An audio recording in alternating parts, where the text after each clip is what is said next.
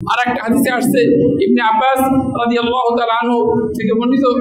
যে ইবনে আব্বাস রাদিয়াল্লাহু তাআলা আনহু বলেন যে মা রাআইতু নবী সাল্লাল্লাহু আলাইহি ওয়াসাল্লাম ইয়াতাহাররা সিয়াম ইয়াউমিন ফাদলাহু আলা গায়রিহি ইল্লা হাযা আল-ইয়াওম আই সিয়াম আশুরা ওয়া হাযা আশ-শাহর يعني شهر رمضان رواه الامام البخاري বুখারী শরীফে হাদিসটা আছে ইবনে আব্বাস রাদিয়াল্লাহু আনহু বলতেছেন যে মাস হিসেবে সবচেয়ে গুরুত্ব দিয়েছেন আল্লাহ রাসূল রমজান মাসকে রোজা রাখার জন্য আর দিন হিসেবে সবচেয়ে আল্লাহ রাসূল গুরুত্ব দিয়েছেন এই মুহররম মাসের 10 তারিখে আশুরা রোজা অর্থাৎ আপনি মাসের বিবেচনা করলে সবচেয়ে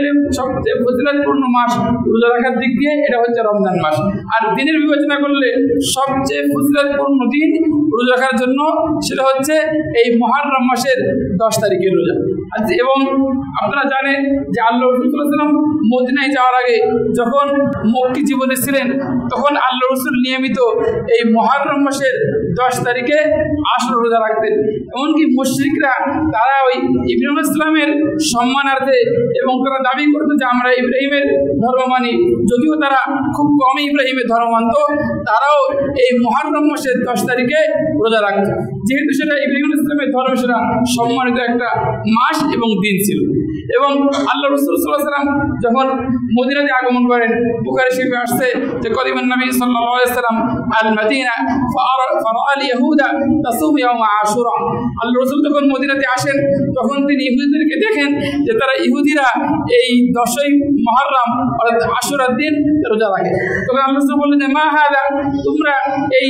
আশুরা রোজা কেন রাখো তখন তারা বলে যে হাদা ইয়াউমুন সালিহুন ইয়াউমুন নাজ্জাল্লাহু বনি ইসরাঈল মিন আদুবিহিম ফাসামাহু মূসা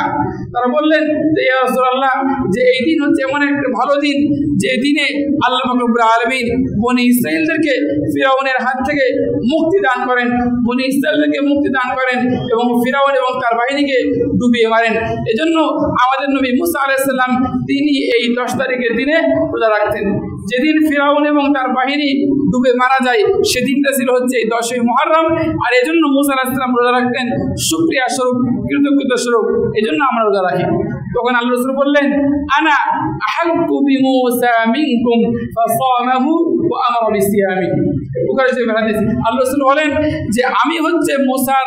অনুসরণের দিক দিয়ে অতি উত্তম অতএব আল্লাহ রাসূল নিজেও এই 10ই মুহররম রোজা রাখতে শুরু করলেন এবং অন্যান্য সাহাবীদেরকে আদেশ করলেন তোমরাও কি করো এই 10ই মুহররমে রোজা রাখো আরেকটা হাদিসে আসছে তিরমিজি শরীফের হাদিস হযরত আলী রাদিয়াল্লাহু তাআলা থেকে যে ওনার কাছে এক ব্যক্তি এসে বলে হে আলী আইয়ু শাহরিন তা'মুরুনি বা'দা রমাদান যে কোন মাস আছে যে মাসে আমি রোজা রাখবো রমজানের পরে তখন আলী রাদিয়াল্লাহু তাআলা বলেন যে মা সামিআতু আহাদান ইয়াসআলু আন রাসূলিল্লাহ সাল্লাল্লাহু আলাইহি ওয়াসাল্লাম ইল্লা রাজুলান ওই যে আমি কাউকে এই ধরনের প্রশ্ন করতে শুনিনি তবে হ্যাঁ একদিনের ঘটনা ওয়া আনা কাঈদুন ইনদা রাসূলিল্লাহ যে আমি আল্লাহর রাসূলের কাছে বসেছিলাম আর আল্লাহর রাসূলের কাছে এক সাহাবী এসে বললেন ইয়া রাসূলুল্লাহ আইয়ু শাহরিন তা'মুরুনি আন আসুমা বা'দা রমাদান ইয়া রাসূলুল্লাহ রমজানের পরে কোন মাসে আমি রোজা রাখবো আপনি আমাকে আদেশ করেন তখন আল্লাহ রাসূল বললেন লা ইন কুনতা সাইমান ফাসুমিল মুহররম যে তুমি রোজা রাখতেই চাও তাহলে তুমি কি করো রমজানের পরে মুহররম মাসে রোজা রাখো তাহলে দেখেন এই কয়েকটা হাদিস দ্বারা বোঝা গেল যে মুহররম মাস আল্লাহ তাআলার নিকট অত্যন্ত সম্মানিত এবং মুহররম মাসের রোজাও এটা আল্লাহ তাআলার নিকট অত্যন্ত ফজিলতপূর্ণ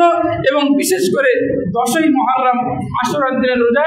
এটা আল্লাহ তাআলার নিকট অত্যন্ত ফজিলতপূর্ণ এবং প্রিয়